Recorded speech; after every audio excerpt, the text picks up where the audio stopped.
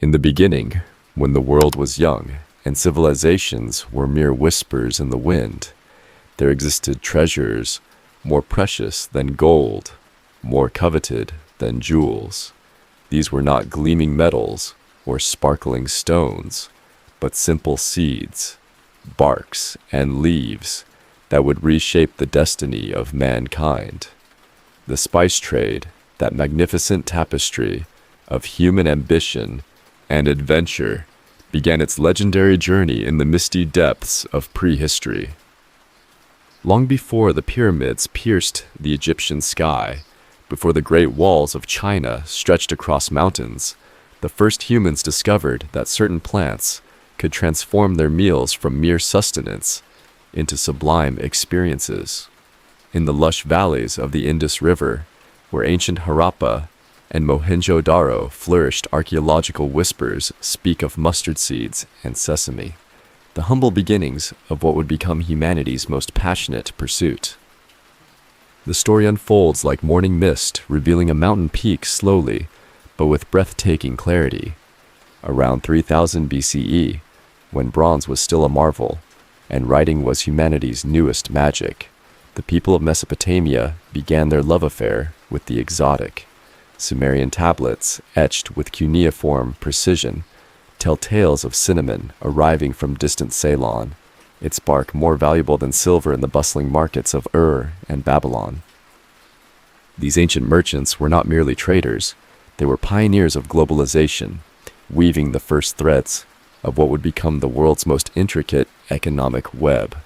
They understood that beyond the rivers and mountains, across vast deserts and treacherous seas, lay lands where trees yielded golden bark, where flowers produced threads more precious than silk, where roots and seeds possessed powers that seemed almost divine. The Egyptians, those master builders of eternity, elevated spice trading to an art form. Their pharaohs demanded frankincense and myrrh for their sacred rituals, believing these aromatic resins could carry their prayers directly to the gods. Queen Hatshepsut, that remarkable woman who ruled as a man, sent 5 great ships to the mysterious land of Punt around 1500 BCE. These vessels returned laden with incense trees, their roots still clinging to the soil of their homeland, and precious myrrh that would perfume the temples of Karnak for generations. But it was not merely religious fervor that drove this ancient hunger for spices. In kitchens across the Fertile Crescent, cooks discovered that a pinch of black pepper could transform bland barley into a feast fit for kings. Cinnamon could preserve meat through the scorching summer months, while turmeric painted food with the color of sunrise and brought healing to wounded bodies. The traders themselves became legends. Fearless Phoenician merchants, those purple-clad masters of the Mediterranean, established trading posts from modern-day Lebanon to the shores of Spain.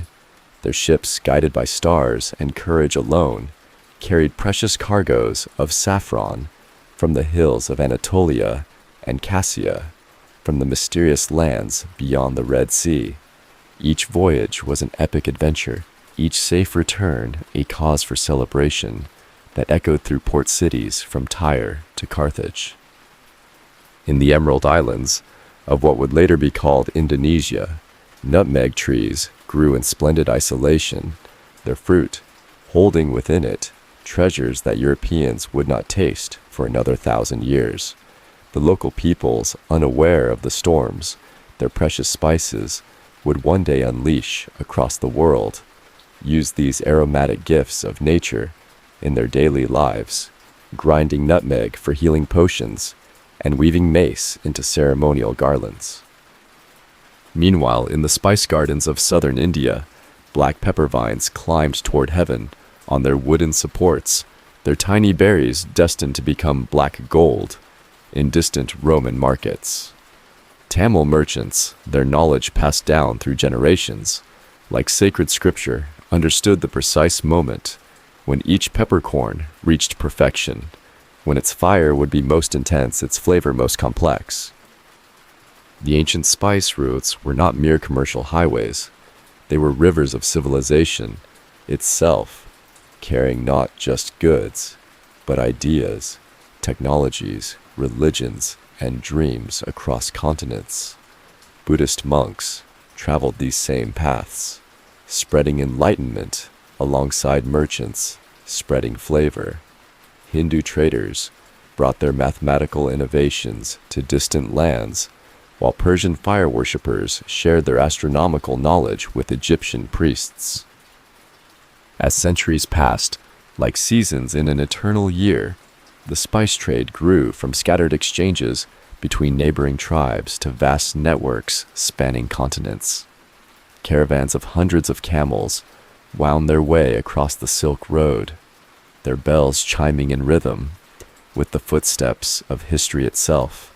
Each caravan was a small civilization in motion, carrying guards and guides, interpreters and astronomers, doctors and poets, all united in the pursuit of those precious aromatics that made life worth living. The Romans, those eventual masters of the known world, would later consume spices with an appetite that bordered on madness, but even they were merely the latest chapter in a story that had begun when the first human tasted cinnamon and declared it good. The wheel of time turned, and with it came the rise of empires that would make the spice trade their lifeblood.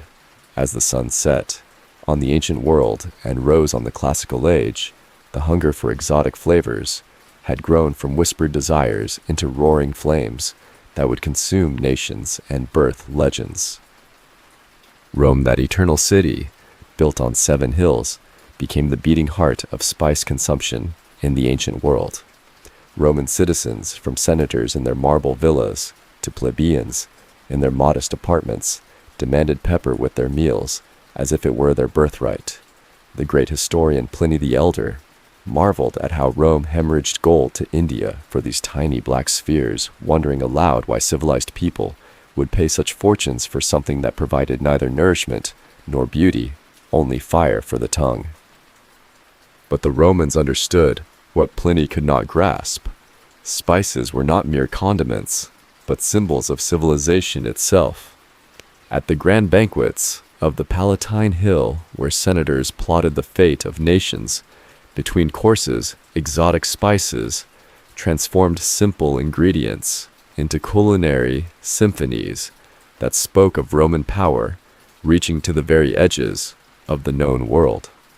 Cinnamon from Ceylon, cardamom from the mountains of Malabar, and long pepper from the mysterious lands beyond the Ganges.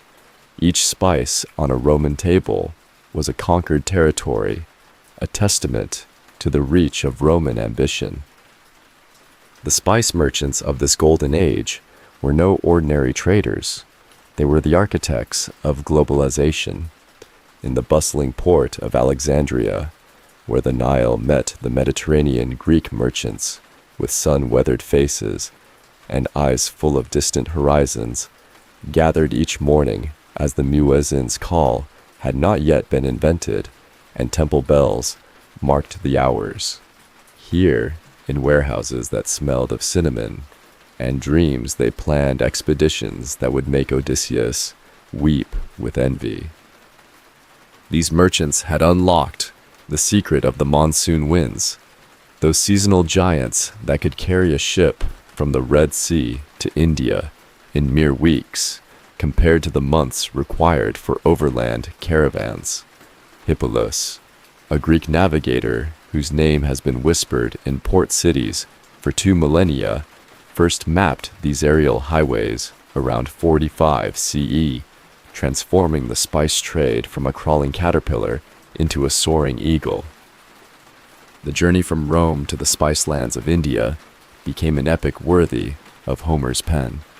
Roman merchants would sail down the Nile to the Red Sea ports of Chios Hormos, and Berenice their ships laden with gold coins, bearing Caesar's image, destined to purchase treasures that would make emperors salivate. From these desert ports, they would catch the southwest monsoon winds that carried them across the Arabian Sea to the pepper ports of Muziris and Nelsinda, on India's Malabar coast. In these Indian ports, where the air itself seemed to shimmer with aromatic promise, Roman gold met Tamil pepper in exchanges that would determine the fate of empires. Tamil merchants, their knowledge of spice cultivation refined over centuries, understood that they held the keys to Roman desires. They had transformed the Western Ghats into nature's treasure vault, where black pepper vines climbed toward monsoon clouds and cardamom plants carpeted the forest floor with green gold. The Indian Ocean, during this classical period, was no mere body of water, but a highway of dreams, where Arab dhows, with their distinctive triangular sails, shared the waves with Roman galleys and Chinese junks. Each vessel carried more than cargo. They carried the hopes and ambitions of entire civilizations. Chinese silk met Roman gold, Indian spices met Persian carpets, and all were bound together by the universal language of profit and wonder. The Parthian Empire, that mighty realm that stood as Rome's greatest rival, controlled the overland spice routes with iron determination. Parthian merchants, their caravans protected by heavy cavalry that could outfight Roman legions, extracted tribute from every ounce of cinnamon that passed through their territories. The Great Silk Road, that legendary highway connecting east and west, pulsed with the rhythm of spice commerce, each camel step echoing across the ages. But it was not only the great empires that shaped the spice trade. Smaller kingdoms found their destinies intertwined with these aromatic treasures. The Nabateans, masters of the Arabian desert, built their rose-red city of Petra as a crucial stop on the frankincense route. Their engineers carved channels in living rock to capture precious rainwater, transforming their desert kingdom into an oasis where spice caravans could rest and resupply. In the Far East, the Han Dynasty of China had begun its own love affair with foreign spices, though their taste ran toward the exotic aromatics of Southeast Asia rather than the fiery peppers beloved by Romans. Chinese merchants, their junks loaded with silk and porcelain, sailed south to the Spice Islands, returning with nutmeg and cloves that would season imperial banquets in the Forbidden City. The classical spice trade created the world's first truly global economy, where events in one corner of the world could send shockwaves across continents. When the monsoon failed in the Arabian Sea, pepper prices soared in Roman markets. When barbarian tribes threatened the Silk Road, cinnamon became scarce in Constantinople. When Chinese demand for frankincense increased, Nabatean merchants grew wealthy beyond imagination. Yet this golden age carried within it the seeds of its own transformation. As Roman power waned and new empires rose in the east, the ancient spice routes would face challenges that would test their resilience and ultimately forge them into something even more magnificent and terrible than what had come before. As the classical world crumbled like autumn leaves beneath the boots of barbarian armies, a new chapter in the spice trade's epic saga began to unfold. The fall of Rome did not silence the world's hunger for exotic flavors. Instead, it merely shifted the centers of power eastward, where new empires would rise to claim dominion over the precious routes that connected east and west. From the desert sands of Arabia, a force emerged that would reshape the spice trade forever. The followers of Muhammad, united by faith and driven by destiny, swept across continents with the fury of sandstorms and the precision of Damascus steel. The Islamic conquests of the 7th and 8th centuries did not merely redraw political boundaries. They fundamentally transformed the very nature of spice commerce, creating a vast Islamic trading network that stretched from the Pillars of Hercules to the Java Sea. The Abbasid Caliphate, with its magnificent capital of Baghdad, became the beating heart of medieval spice trade. This city of dreams where the Tigris and Euphrates whispered ancient secrets grew into a commercial colossus that dwarfed even Rome at its height. In the great bazaars of Baghdad, where merchants from 100 nations gathered beneath soaring arches and glittering minarets, the air itself seemed to pulse with exotic aromas. Here, Andalusian traders met Chinese merchants, Viking adventurers bargained with Indian princes, and the precious spices of the world changed hands in deals that could finance armies or topple kingdoms. The Islamic world's genius lay not merely in conquest, but in administration and innovation. Muslim merchants developed sophisticated financial instruments that would not be matched in Europe for centuries. Letters of credit that allowed a trader in Cordoba to finance a pepper expedition to Malabar, banking houses that could transfer gold from Baghdad to Delhi without moving a single coin, and commercial partnerships that spread risk across continents and cultures. But the true masters of the medieval spice trade were not found in the grand palaces of Baghdad or the counting houses of Cairo.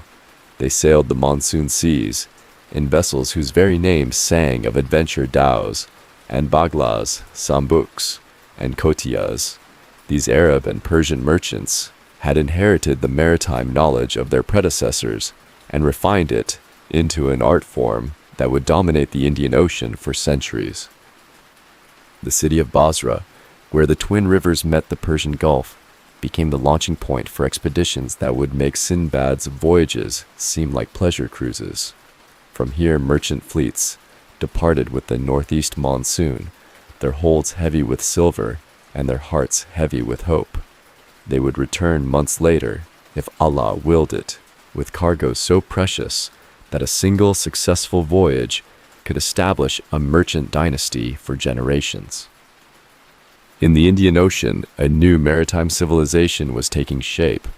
The great port cities of the Malabar coast, Calicut, Cochin, and Quilon, had grown into cosmopolitan centers where Islamic merchants established thriving communities.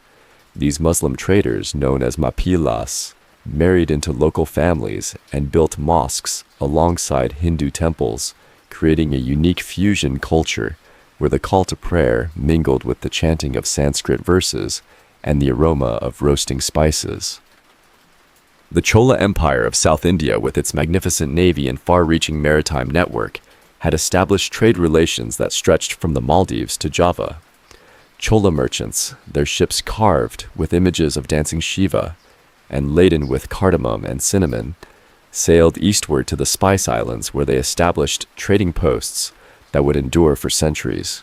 The great Chola Emperor Rajendra I, whose fleets had conquered kingdoms across Southeast Asia, understood that controlling spice production meant controlling the wealth of nations. In the mysterious archipelago beyond the Bay of Bengal, where nutmeg trees grew wild and clove buds carpeted the forest floor, local rulers began to grasp the true value of their aromatic treasures. The Majapahit Empire, that maritime colossus of medieval Indonesia, controlled the Spice Islands with a combination of naval power and diplomatic finesse. From their capital in Java, Majapahit, admirals commanded fleets that could blockade entire island chains, ensuring that nutmeg and cloves flowed only through channels they controlled.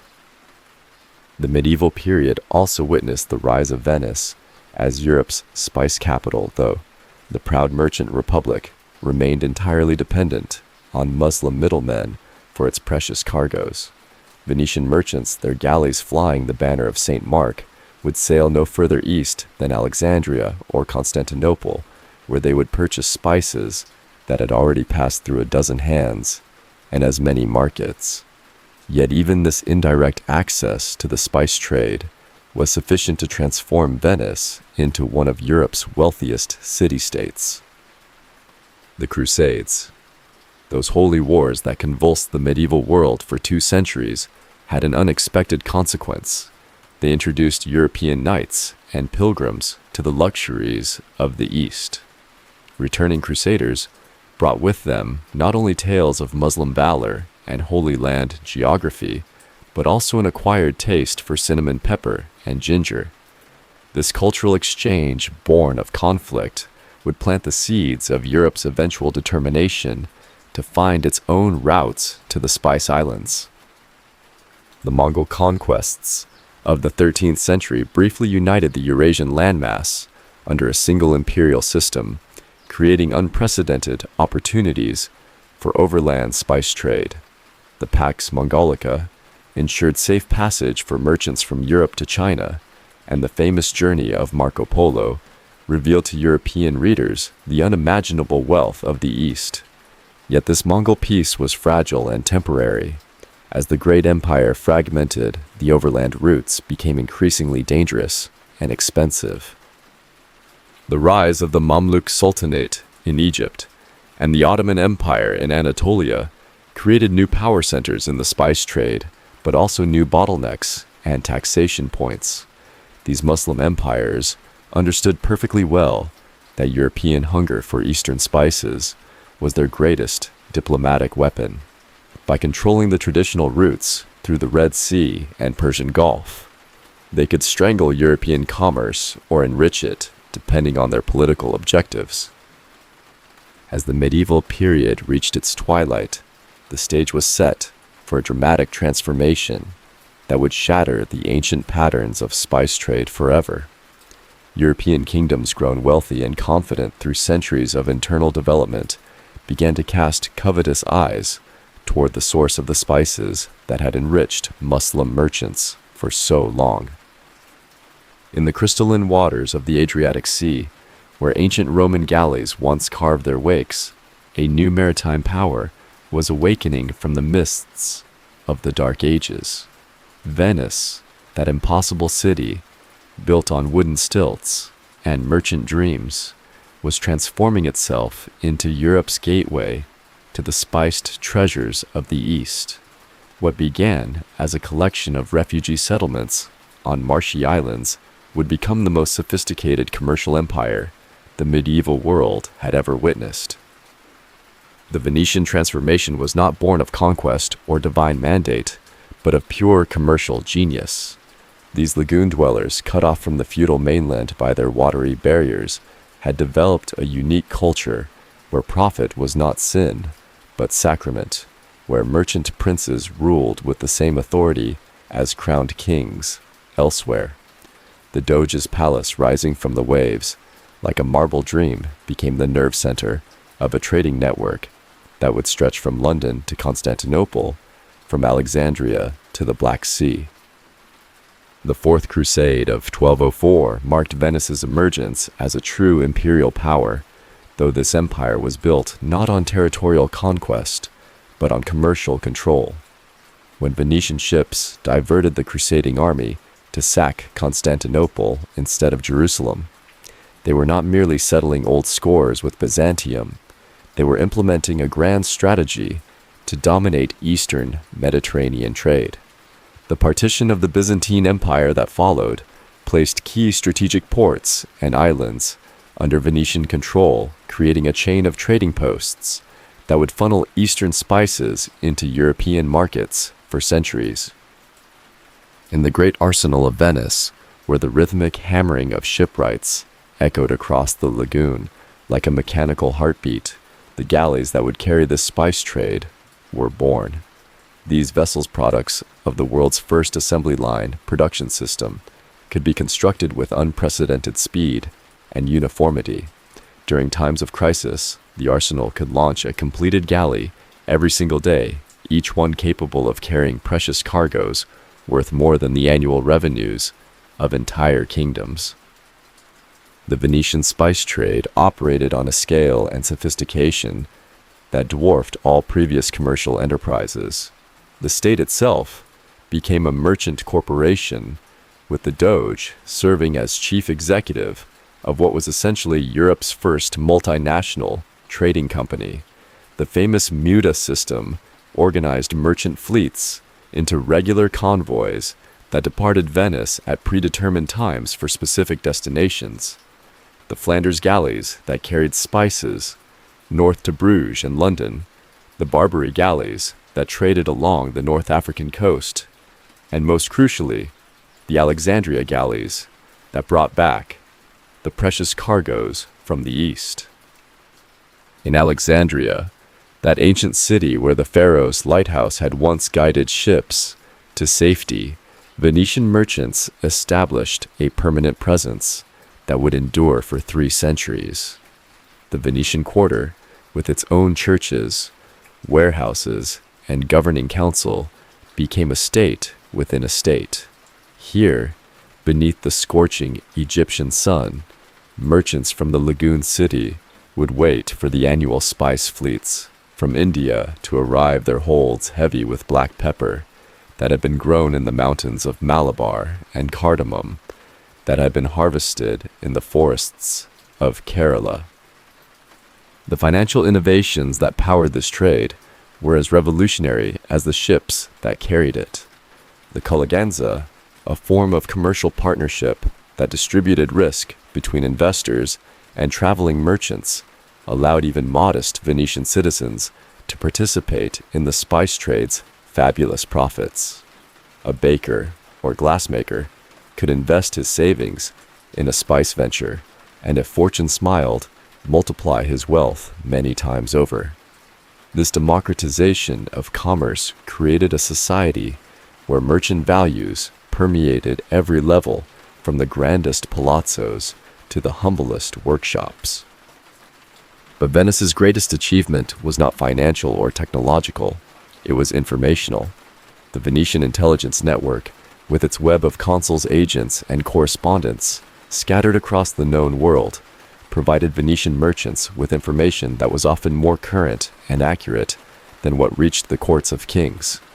When storms delayed the Indian spice fleet, Venetian traders knew before the Mamluk sultans. When political upheavals threatened overland routes, Venice could adjust its strategies while competitors remained ignorant. The rivalry with Genoa, Venice's maritime competitor, erupted into a series of wars that would reshape Mediterranean commerce. These conflicts were fought not merely for national honor, but for control of the routes that brought Eastern spices to European tables. The War of Chioggia, that climactic struggle that brought Genoese galleys to the very shores of the Venetian lagoon, was ultimately a war about who would control the pepper trade. Venice's victory ensured its continued dominance of the spice routes for another century. The great Venetian merchants of this golden age became legends whose names echoed through the counting houses of Europe. The Polo family, whose most famous son, Marco, would journey to the court of Kublai Khan, represented the adventurous spirit that drove Venetian expansion. The Contarini, Morosini, and Dandolo families built commercial empires that spanned continents, their palaces on the Grand Canal, serving as both residences and business headquarters, where deals worth kingdoms were negotiated over goblets of wine, spiced with cinnamon from Ceylon. The spice trade's cultural impact on Venice was profound and visible. The city's architecture reflected its Eastern connections. Byzantine domes crowned Venetian churches. Islamic geometric patterns decorated palace facades, and the very layout of St. Mark's Square echoed the grand courtyards of Mamluk Cairo. Venetian cuisine absorbed flavors from across the trading network, creating dishes that combined northern Italian ingredients with spices carried back from Alexandria and Constantinople. As the 15th century dawned, Venice stood at the pinnacle of its power and prosperity. The city's dominance of the spice trade seemed unshakable, its commercial network unassailable. Yet beyond the horizon, in the courts of Portugal and Spain, ambitious monarchs and visionary navigators were planning expeditions that would circumvent the entire Mediterranean trading system. The age of Venetian supremacy was about to face its greatest challenge, as European sailors prepared to sail directly to the source of the spices that had enriched the city of bridges for so long. At the westernmost edge of Europe, where the Atlantic Ocean stretched endlessly toward unknown horizons, a small kingdom was preparing to shatter the ancient monopolies that had governed the spice trade for a millennium. Portugal, that narrow strip of land pressed between Spain and the sea, possessed neither the wealth of Venice nor the military might of the Ottoman Empire, yet it harbored something far more dangerous to the established order: an unquenchable thirst for exploration and the audacity to sail beyond the edge of the known world. The story of Portugal's assault on the spice trade begins with a prince who never wore a crown, but whose vision would reshape the globe. Henry the Navigator, third son of King John I, established his court at Sagres, on the windswept cliffs of the Algarve, where Europe ended and mystery began.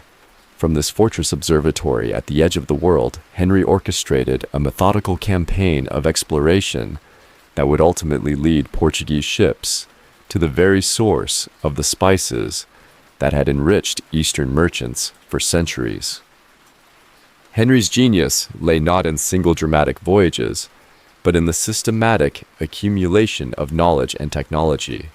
At Sagres, he gathered the finest minds of his age: Jewish cartographers fleeing persecution, Islamic astronomers bringing centuries of navigational wisdom, Italian shipwrights with revolutionary designs, and African pilots who knew the secrets of wind and current along the mysterious coast that stretched south into the unknown. This international brain trust would forge the tools that would carry Portuguese ships to the ends of the earth. The breakthrough came with the development of the caravel, that revolutionary vessel that combined the best features of Mediterranean and Atlantic shipbuilding traditions. Unlike the heavy galleys that had dominated the Mediterranean for centuries, the caravel was designed for ocean exploration, light enough to navigate shallow coastal waters, sturdy enough to weather Atlantic storms, and equipped with the triangular lateen sails that could harness contrary winds. These ships became the instruments of Portuguese expansion, their white sails appearing like harbingers of change on horizons where no European vessel had ever been seen. The Portuguese strategy was methodical and relentless. Year after year, expedition after expedition pushed further south along the African coast, each voyage building upon the knowledge gained by its predecessors. Cape Bojador, the Cape of Fear, beyond which medieval maps warned that ships would be boiled by the sun or devoured by sea monsters, fell to Portuguese navigation in 1434. Cape Blanc, Cape Verde, Sierra Leone. Each landmark represented another step toward the ultimate prize, a sea route to the spice lands of the East that would bypass all the Muslim middlemen who had grown rich on European hunger for exotic flavors. The transformation of Portuguese society was as dramatic as its geographical discoveries. A kingdom that had been relegated to the periphery of European affairs suddenly found itself at the center of world commerce. Portuguese merchants, once content to trade locally in wine and salt, began to dream of pepper and cinnamon fortunes. The royal treasury, previously dependent on modest agricultural revenues, swelled with the profits of African gold and slave trading that financed ever more ambitious expeditions. When Bartolomeo Diaz rounded the Cape of Good Hope in 1488, surviving storms that had torn his fleet apart and threatened to send his ships to the bottom of the Southern Ocean, he had achieved more than a navigational triumph. He had proven that the Indian Ocean was not an enclosed sea, as ancient geographers had claimed, but was connected to the Atlantic. The sea route to India lay open, and with it direct access to the spice gardens that had tantalized European imaginations for centuries. But it was Vasco da Gama who would complete the revolution that Henry the Navigator had begun.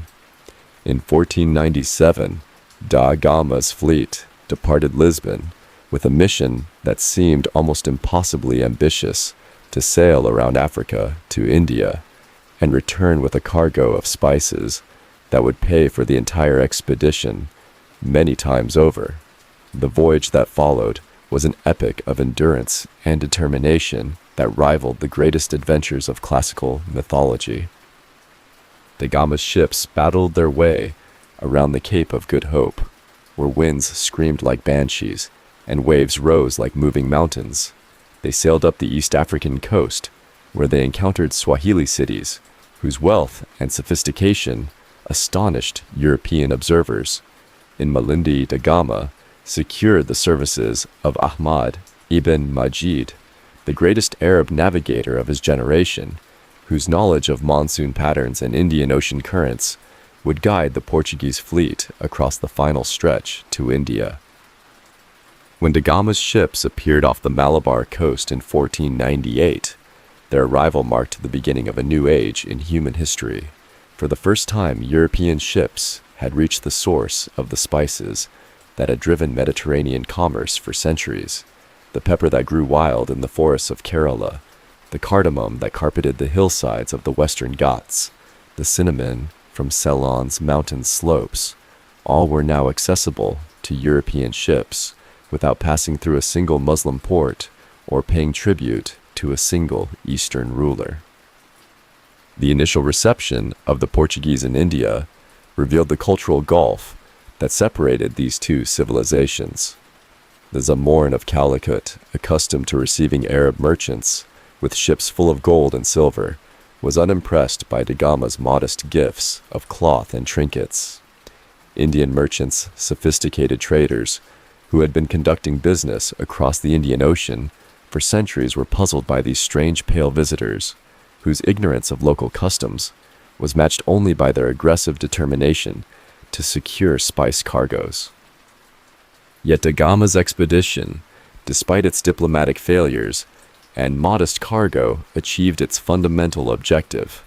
The Portuguese had proven that European ships could reach India by sea, purchase spices directly from their source, and return to Europe with profits that dwarfed anything achievable through traditional Mediterranean routes. The ancient monopolies were doomed. The question was not whether they would fall, but how quickly and with what consequences for the established order. The news of Da Gama's successful voyage electrified Europe and terrified Venice. In the palaces along the Grand Canal, where merchant princes had grown wealthy on the spice trade's enormous profits, the implications were immediately clear. If Portuguese ships could sail directly to India and return with pepper and cinnamon, what need would European markets have for Venetian middlemen? The foundations of Venice's commercial empire were trembling, and the tremors would soon become earthquakes.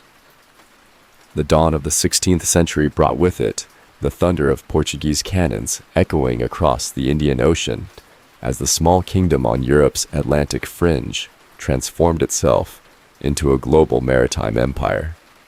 What had begun as Vasco da Gama's tentative exploration would explode into a systematic conquest that would shatter the ancient trading patterns of the East and establish Portuguese dominion over the sea routes that connected three continents. Afonso de Albuquerque, the architect of Portuguese empire in the East, understood that control of the spice trade required more than occasional trading expeditions. It demanded strategic fortresses, naval supremacy, and the ruthless application of European military technology to Asian waters. When he assumed command of Portuguese forces in the Indian Ocean in 1509, Albuquerque brought with him a vision as vast as the ocean itself, the creation of a maritime empire that would funnel the wealth of Asia through Portuguese-controlled ports directly to Lisbon. The strategy was brilliant in its simplicity and terrible in its execution. Rather than competing with established trading networks, the Portuguese would destroy them. Rather than paying tribute to local rulers, they would impose their own tribute system. Rather than accepting their position as newcomers in an ancient commercial world, they would remake that world according to their own design. Goa, captured in 1510 after a brutal siege that left the city's streets running with blood, became the jewel of the Estado da India, the Portuguese state of India. This former Muslim sultanate, with its natural harbors and strategic position on the Indian subcontinent, was transformed into a European city in the tropics. Portuguese governors ruled from palaces that rivaled those of Lisbon, while Christian churches rose where Islamic minarets had once called the faithful to prayer. The conversion was not merely architectural, but cultural and economic. Goa became the administrative heart of a commercial empire that stretched from Mozambique to Macau. The capture of Malacca in 1511 represented an even greater strategic triumph. This great entrepot, where the trade routes of the Indian Ocean met those of the South China Sea, had been the key to Southeast Asian commerce for centuries.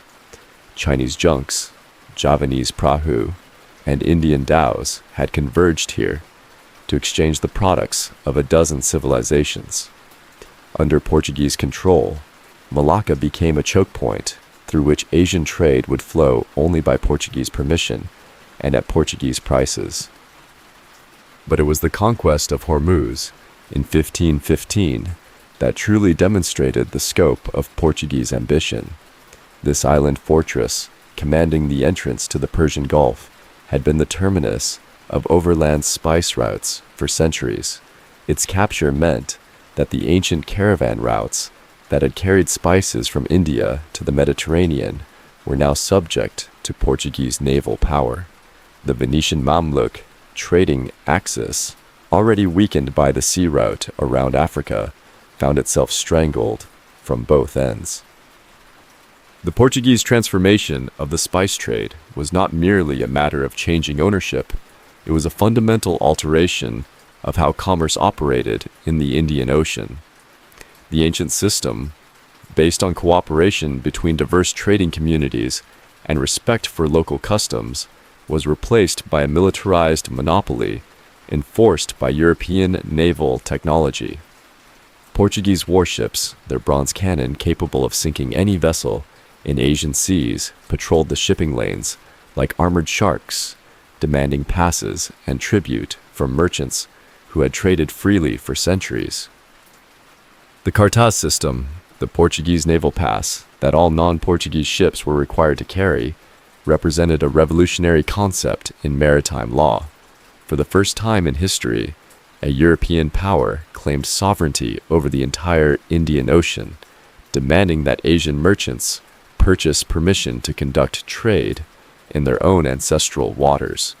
Ships found without proper cartazes were liable to seizure, their cargoes confiscated, and their crews enslaved or killed. The human cost of this transformation was enormous. The Zamorin of Calicut, who had initially welcomed Vasco da Gama as an exotic curiosity, found his ports blockaded and his navy destroyed by Portuguese firepower. The Sultan of Gujarat, whose merchants had traded across the Arabian Sea for generations, watched helplessly as Portuguese squadrons intercepted his spice fleets and diverted their cargoes to Goa. Ancient trading families that had prospered for centuries found themselves bankrupted overnight, their traditional routes blocked by European guns. Yet the Portuguese system, for all its brutality, was also remarkably efficient.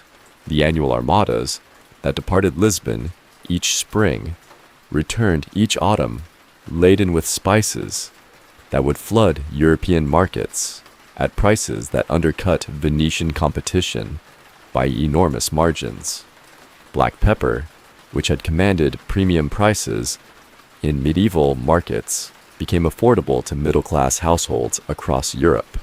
Cinnamon, once reserved for royal banquets, appeared on the tables of merchants and artisans. The wealth generated by this direct spice trade transformed Portugal itself. Lisbon, once a modest port on Europe's periphery, became one of the continent's greatest commercial centers. The Rua Nova dos Mercadores, the street of new merchants, bustled with activity as Portuguese traders, foreign investors, and royal officials negotiated deals worth more than the annual revenues of entire kingdoms. The distinctive smell of Eastern spices permeated the Portuguese capital, an aromatic reminder of the empire's global reach. The social transformation was equally dramatic. Portuguese nobility, once content with modest estates and local influence, found themselves transformed into colonial administrators, ruling over territories larger than European kingdoms. Common sailors and soldiers, if they survived the dangers of tropical disease and hostile action, could return from the east as wealthy men. The very structure of Portuguese society was reshaped by the opportunities and dangers of Eastern Empire. But perhaps the most significant impact of Portuguese expansion was its demonstration effect on other European powers. The success of the Estado da India proved that European naval technology could overcome Asian military superiority, that direct access to spice sources could generate unprecedented profits, and that global empire was not merely a dream, but an achievable goal. In the courts of Spain, France, England, and Holland, ambitious monarchs and visionary merchants studied Portuguese methods and began planning their own assaults on Asian commerce. The age of European expansion had begun, and the spice trade which had created the Portuguese Empire would soon become the prize over which all of Europe's emerging naval powers would contend. The Portuguese had opened Pandora's box. The question now was which nation would prove most capable of exploiting the opportunities and managing the dangers that flowed from it. From the fog-shrouded harbors of the Low Countries, where windmills turned like giant prayer wheels against gray skies, a new force was preparing to challenge Portuguese dominion over the spice routes. The Dutch Republic, born from the fires of rebellion against Spanish rule, possessed neither the imperial traditions of Portugal nor the ancient commercial networks of Venice. Yet this confederation of merchant cities and seafaring provinces would unleash upon the world's oceans a commercial revolution so comprehensive and ruthless that it would sweep away centuries of established trading patterns like a North Sea storm erasing footprints from sand. The Dutch approach to the spice trade represented a fundamental departure from all previous European strategies. Where the Portuguese had relied on royal expeditions and state monopolies, the Dutch created something entirely new, joint stock companies that combined private capital with quasi-governmental powers. The Verenigde Oostindische Compagnie, known to history as the Dutch East India Company, or VOC, was not merely a trading organization, but a commercial state within a state armed with its own military forces, empowered to negotiate treaties, and authorized to wage war in pursuit of profit. Founded in 1602, with a charter that granted it a monopoly on Dutch trade, east of the Cape of Good Hope, the VOC represented the pinnacle of capitalist organization. Unlike previous trading ventures that depended on individual merchants or royal treasuries, the VOC pooled the resources of the entire Dutch merchant class into a single, overwhelmingly powerful instrument of commercial conquest. Shareholders from Amsterdam to Zeeland invested their savings in an enterprise that promised to challenge Portuguese control of the richest trade in the world. The company's structure was revolutionary in its efficiency and ruthless in its implementation. The Heren Sekseveenth, the 17 gentlemen who governed the VOC from their Amsterdam headquarters, combined the calculating precision of accountants with the strategic vision of military commanders. Every expedition was planned with meticulous attention to profit margins and competitive advantage. Every fortress was positioned to maximize commercial control while minimizing operational costs. Every treaty was negotiated to advance Dutch interests at the expense of all competitors. Jan Pieterszoon Cohen, the iron-willed governor-general who would become the architect of Dutch dominance in the East Indies, embodied the VOC's philosophy with terrifying clarity. when he declared that trade cannot be maintained without war, nor war without trade. He was not merely stating a strategic principle, but announcing a revolution in how Europeans would conduct business in Asian waters.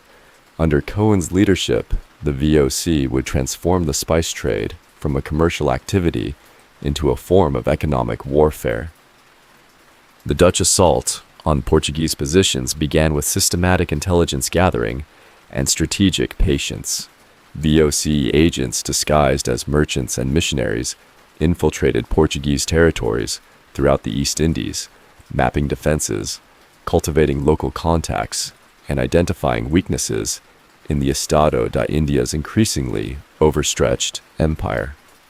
Dutch cartographers produced maps of unprecedented accuracy, while Dutch linguists mastered the languages and customs that would be essential for establishing alternative trading relationships. The breakthrough came with the establishment of Batavia in 1619, built literally on the ruins of the Javanese city of Jayakarta. This new Dutch stronghold, with its geometric canals and brick warehouses that replicated the architectural patterns of Amsterdam, became the nerve center of a commercial empire that would eventually span the entire archipelago. From Batavia's fortified harbor, Dutch fleets could control the narrow straits through which all traffic between the Indian and Pacific Oceans was forced to pass. The VOC's strategy for gaining control of the spice trade was as methodical as it was merciless. Rather than simply competing with existing producers, the Dutch systematically eliminated competition through a combination of economic pressure, military force, and diplomatic manipulation.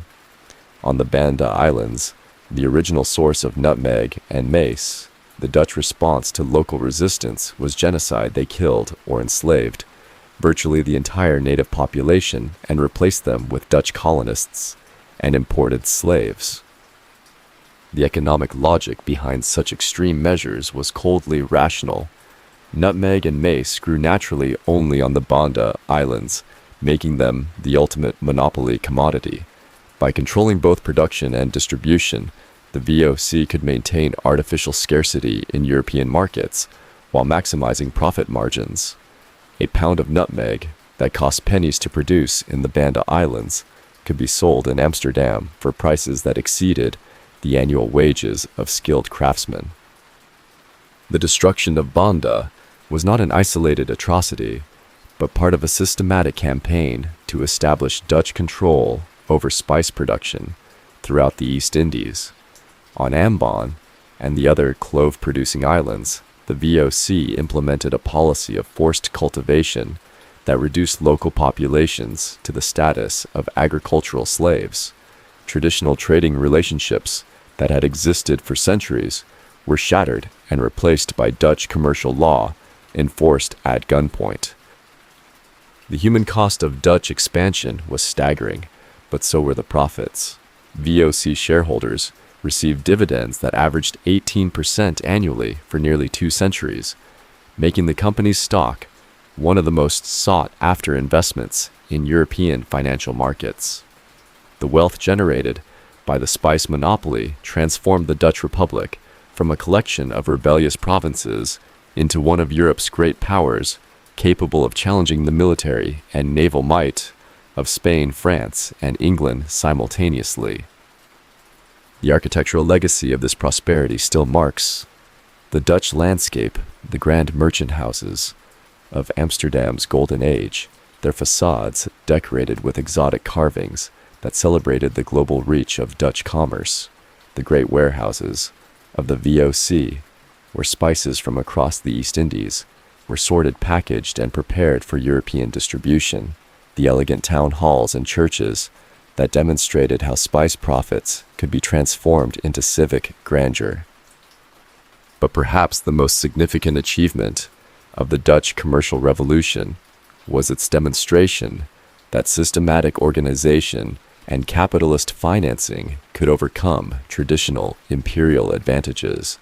The Portuguese had pioneered the sea route to Asia, but they lacked the financial resources and organizational skills to maintain their early advantages against more efficient competitors. The VOC proved that commercial success in the global economy would belong not to the first movers, but to the most efficient operators. As Dutch ships increasingly dominated the sea lanes between Europe and Asia, other European powers began to recognize that the spice trade had become too important to be left to Portuguese decline or Dutch monopoly. In London and Paris, in Madrid and Copenhagen, merchant communities and royal advisors were studying Dutch methods and planning their own assaults on this most lucrative of global trades. Across the grey waters of the English Channel, where English merchantmen had long watched Dutch prosperity with envious eyes, a rival force was gathering strength that would challenge the VOC's dominance with a persistence and ingenuity that matched Dutch ruthlessness with English determination. The English East India Company, chartered by Queen Elizabeth I in 1600, emerged from the counting houses of London with ambitions as vast as those that had driven Dutch expansion, yet tempered by a different philosophy of empire and a unique understanding of how global commerce could serve national power. The English approach to the spice trade reflected the peculiar genius of a nation that had learned to turn geographical disadvantage into commercial opportunity, unlike the Dutch, who could rely on their strategic position at the mouth of Europe's greatest river systems, or the Portuguese who enjoyed first-mover advantages in oceanic exploration. The English had to overcome their island isolation through superior organization, better financing, and more flexible strategies. The result was a commercial system that proved more adaptable and ultimately more durable than any of its competitors. The early decades of English expansion in the East Indies were marked by a series of humiliating defeats that would have discouraged a less determined nation. At Ambon, in 1623, Dutch forces executed 10 English merchants in an incident that became known as the Massacre of Ambon, effectively ending English attempts to establish a permanent presence in the Spice Islands. Dutch naval superiority, combined with their systematic control of local production, seemed to make English competition in the traditional spice trade impossible. Yet this apparent defeat contained within it the seeds of ultimate English triumph. Forced out of the Spice Islands by Dutch hostility, English merchants were compelled to seek alternative sources of profit in Asian waters. They turned their attention to India, not primarily for spices, but for textiles, and in doing so discovered commercial opportunities that would prove far more valuable than the nutmeg and cloves that had obsessed earlier generations of European traders. The transformation of the English East India Company from spice traders to territorial rulers began with the establishment of trading posts along the Indian coast. Madras, founded in 1639, Bombay, acquired as part of Catherine of Braganza's dowry in 1661, and Calcutta, established in 1690, became the foundations of an empire that would eventually encompass the entire Indian subcontinent. What began as modest warehouses for storing pepper and cardamom evolved into fortified cities that controlled the revenues of kingdoms. The genius of English imperial strategy lay in its recognition that political control could be more profitable than commercial monopoly. While the Dutch exhausted themselves maintaining artificial scarcity in spice markets, the English discovered that controlling the production and taxation systems of entire regions could generate far greater and more sustainable revenues.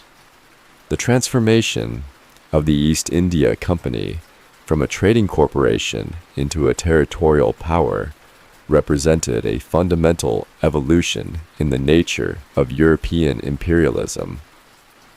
The 7 Years' War, 1756 to 1763, marked the decisive turning point in the struggle between English and French forces for control of Indian trade routes.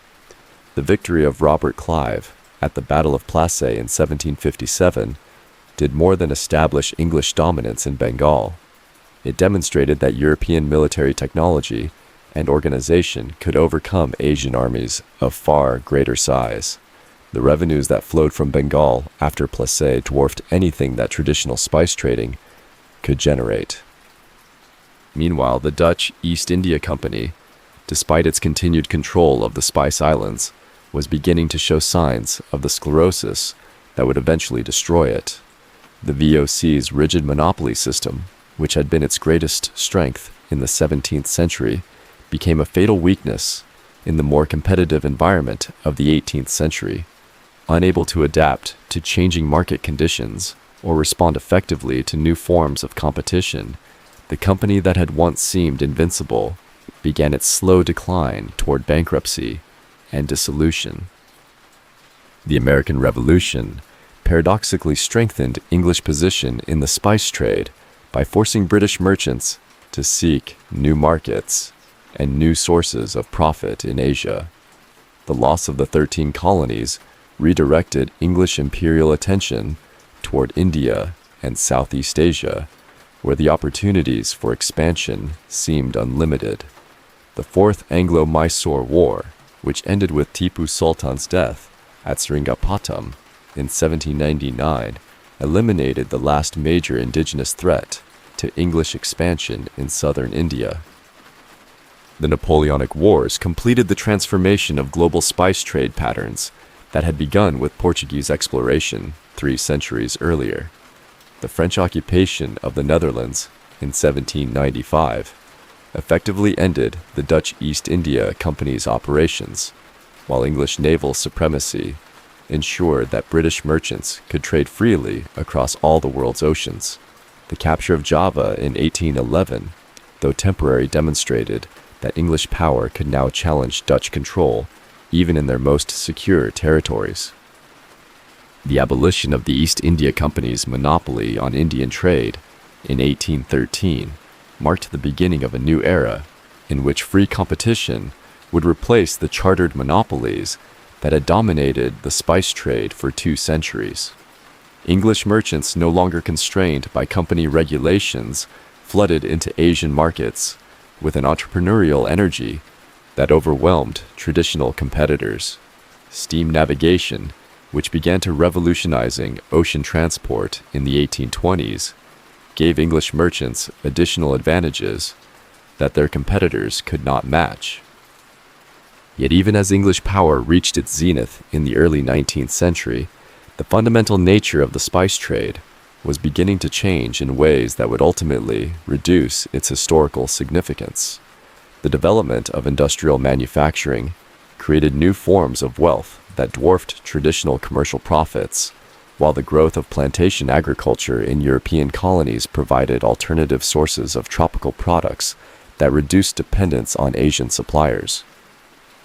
The great rivalry between English and Dutch commercial interests, which had shaped global trade patterns for 2 centuries, was entering its final phase.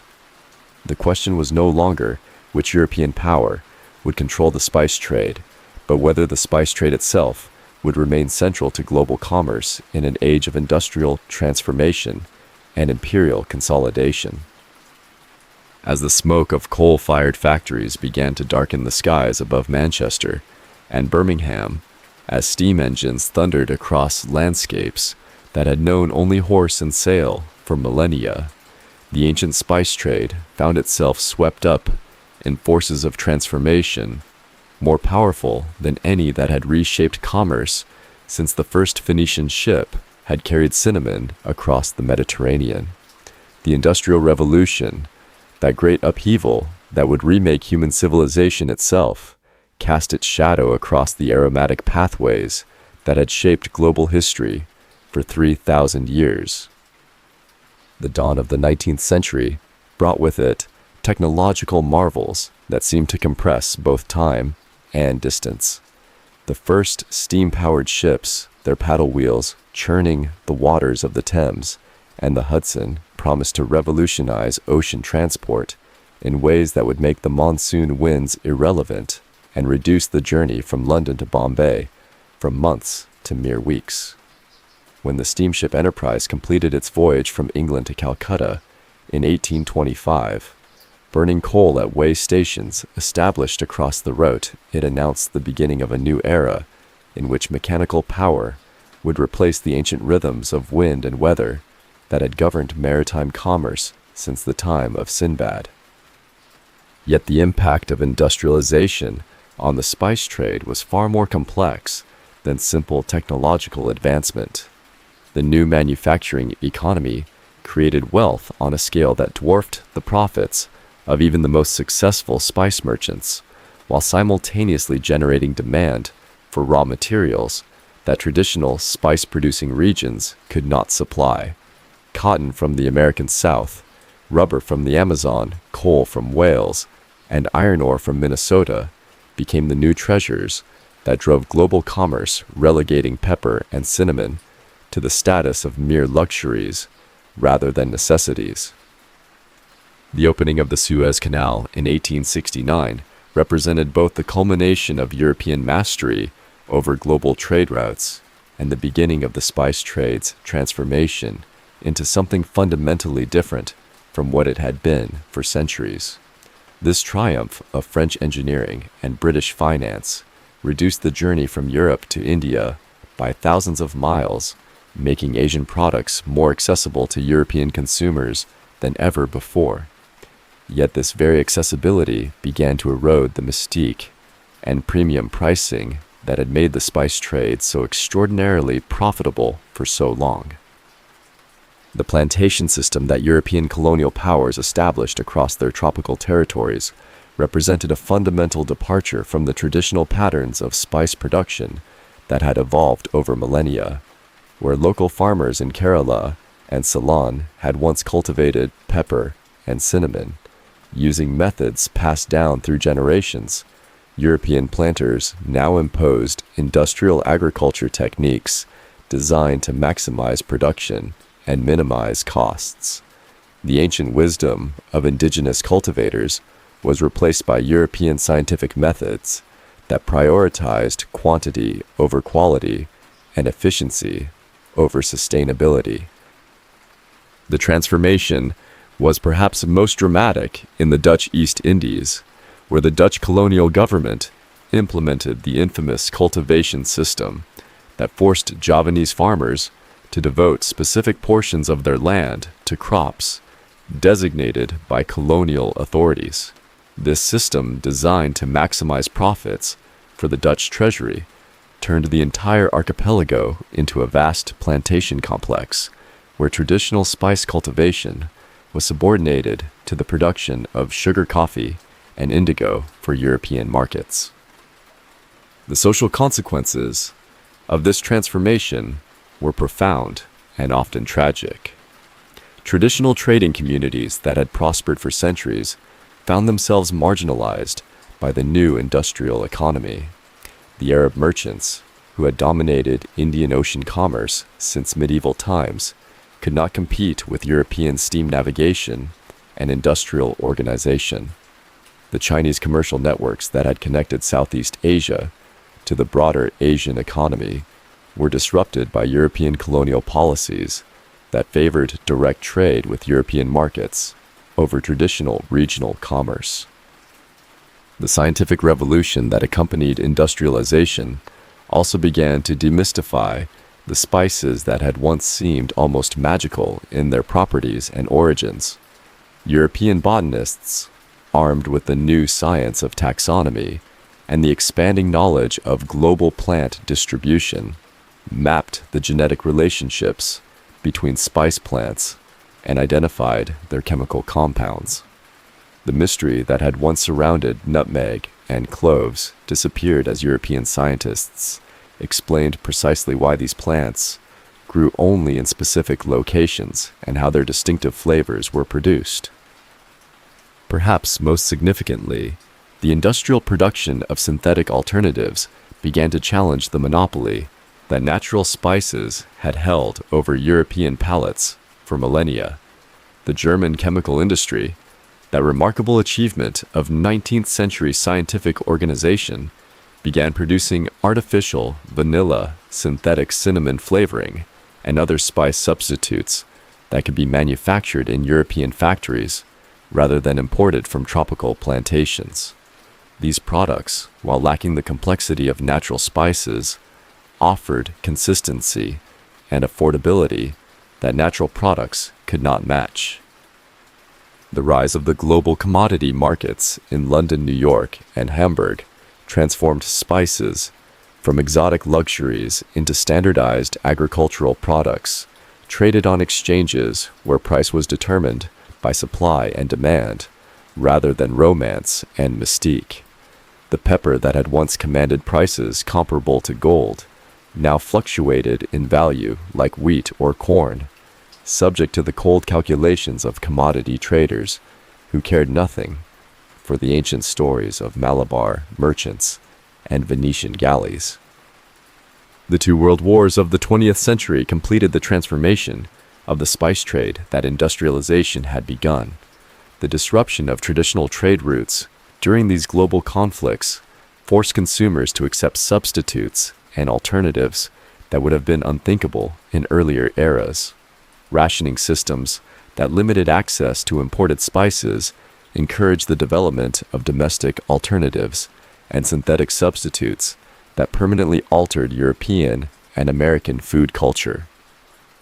Yet even as the spice trade lost its central role in global commerce, its historical legacy continued to shape the modern world in ways both obvious and subtle. The colonial empires that had been built on spice profits survived long after the spice trade itself had ceased to be economically crucial, while the commercial and financial institutions developed to manage spice trading evolved into the multinational corporations and global markets that dominate contemporary commerce.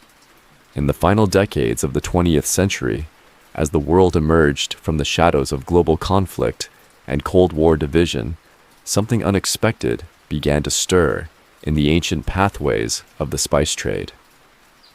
The forces of globalization, those same technological and economic currents that had seemed to diminish the historical importance of exotic aromatics, began to create new opportunities for spice commerce that would have amazed the Venetian merchants of old and confounded the Dutch monopolists who had once controlled entire archipelagos with corporate precision.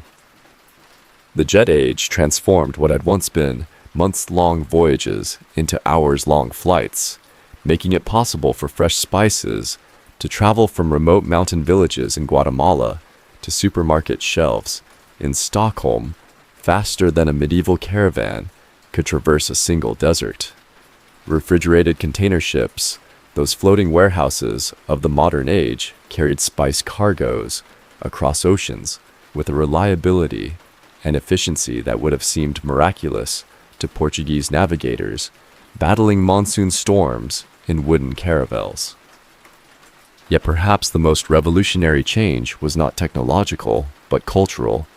The immigration patterns that followed decolonization brought millions of people from traditional spice-producing regions to Europe, North America, and Australia, carrying with them culinary traditions that had been preserved for centuries in family kitchens and village markets. Suddenly, the exotic had become familiar as curry houses appeared on London street corners, tandoori ovens glowed in suburban shopping centers, and Thai restaurants introduced Western palates to the complex interplay of lemongrass, galangal, and bird's eye chilies. This culinary globalization created demand for authentic spices on a scale that dwarfed anything in previous history. Where medieval European markets had consumed relatively small quantities of expensive spices, primarily for their preservative and medicinal properties, modern consumers sought out exotic flavors as expressions of cultural sophistication and culinary adventure. The supermarket spice aisle, with its colorful array of bottles and packets from dozens of countries, became a testament to how completely the world's aromatic heritage had been democratized.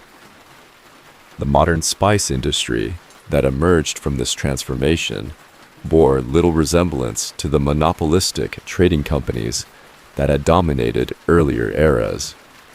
Instead of a few giant corporations controlling entire regions, thousands of specialized importers, processors, and distributors created a complex network that connected small-scale farmers in remote regions directly to consumers in major metropolitan areas.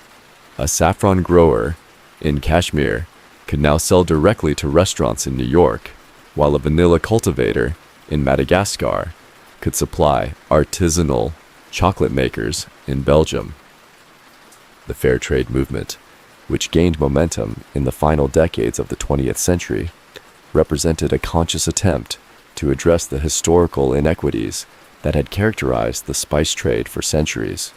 Organizations committed to ensuring that spice farmers received fair compensation for their crops created alternative trading networks that bypassed traditional middlemen and connected producers directly to conscientious consumers.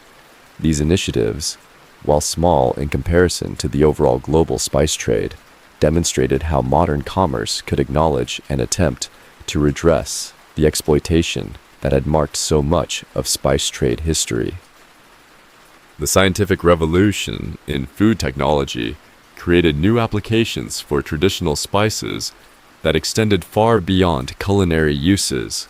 The pharmaceutical industry discovered that many traditional spice plants contained compounds with genuine therapeutic properties, leading to the development of modern medicines based on ancient herbal knowledge. Turmeric's curcumin became the subject of extensive medical research, while capsaicin from hot peppers found applications ranging from pain relief to pepper spray for personal protection. The organic food movement and the growing consumer awareness of environmental sustainability brought new attention to traditional spice cultivation methods that earlier industrial agriculture had displaced. Consumers increasingly sought out spices that were grown using organic methods, processed without chemical additives, and traded through environmentally responsible supply chains. This trend represented a partial return to the small-scale, sustainable cultivation methods that had characterized spice production for millennia before European colonial intervention.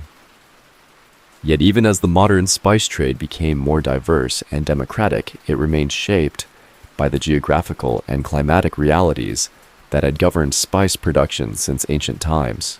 Madagascar continued to dominate vanilla production, just as the Moluccas had once monopolized nutmeg and cloves. The Western Ghats of India remained the world's primary source of high-quality cardamom, while Ceylon cinnamon was still considered superior to alternatives grown elsewhere. The terroir that had made certain regions famous for their spices continued to influence quality and pricing in global markets. The digital revolution of the early 21st century created entirely new possibilities for spice commerce that would have been inconceivable to earlier generations. Online marketplaces connected spice enthusiasts directly with producers, while social media platforms allowed spice merchants to tell the stories behind their products in ways that echoed the romantic narratives that had always surrounded exotic aromatics. Food bloggers and celebrity chefs became the new influencers in spice consumption, their recommendations capable of creating demand for obscure regional specialties overnight. The contemporary spice trade also reflected growing awareness of the cultural appropriation issues that had characterized European attitudes toward non-European foods for centuries. Modern spice merchants increasingly emphasized the authentic cultural contexts of their products, working with traditional communities to ensure that commercial success translated into benefits for the people who had developed and preserved spice cultivation knowledge over generations. As the 21st century advanced, climate change emerged as perhaps the greatest threat to traditional spice production since the European colonial expansion of the 16th century. rising temperatures and changing precipitation patterns threatened to disrupt cultivation in regions that had produced specific spices for millennia.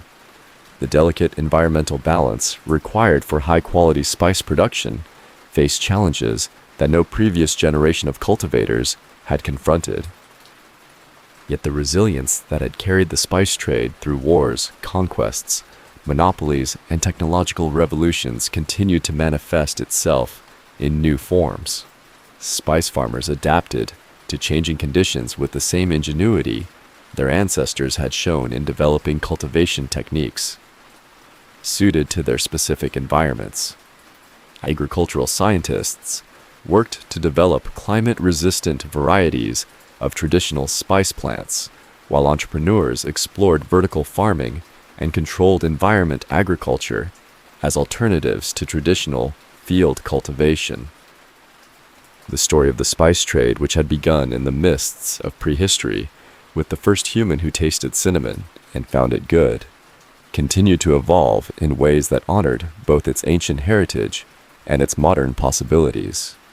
The routes that had carried Phoenician ships across the Mediterranean, guided Arab dhows across the Indian Ocean, and filled Dutch warehouses with aromatic treasures now pulsed with container ships, cargo planes, and digital transactions that connected every corner of the world.